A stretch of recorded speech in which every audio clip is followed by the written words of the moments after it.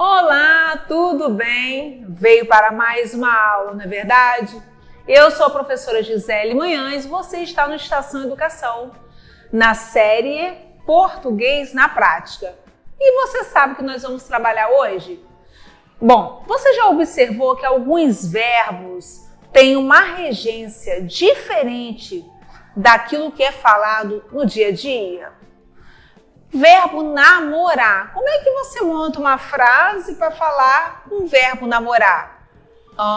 Você diz como? Maria namora com Pedro. Você fala dessa forma? Vai aprender hoje que não é por aí não, porque quem namora, namora alguém. Namora quem? É um verbo transitivo direto e você se lembra que verbos transitivos diretos não regem preposição. Então, será que está correto? Maria namora com Pedro. Será que é correta a preposição com? Vamos olhar mais adiante. E detalhe, e o verbo preferir? Já viu como é que é?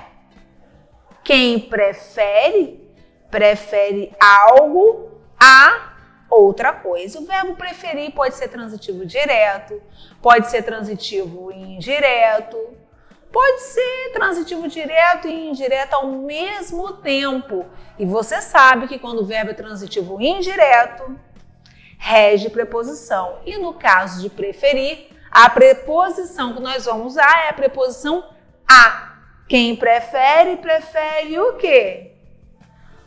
Em relação a quê? Então, para isso, nós temos alguns segredos. Vamos olhar no slide que o verbo preferir não aceita. Eu não posso montar uma frase com o verbo preferir ou falar usando esse verbo e falar assim: prefiro mais chocolate do que morango. Eu não posso usar esses elementos comparativos, o que é errado. Na linguagem do dia a dia, eu até consigo observar pessoas falando assim, mas a nossa gramática, a nossa linguagem padrão, não aceita esse tipo de oração. Não aceita dessa forma. Então, o verbo preferir. Quem prefere algo em relação a quê? Vamos olhar? Vamos estudar detalhadamente agora.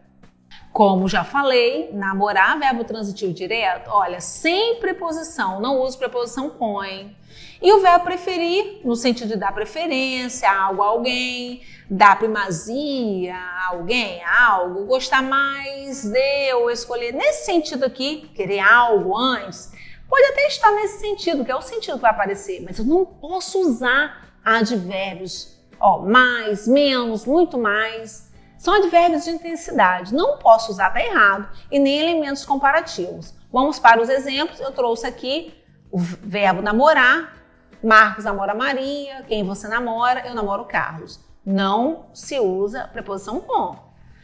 Verbo preferir, Marcos preferia ler, escrever.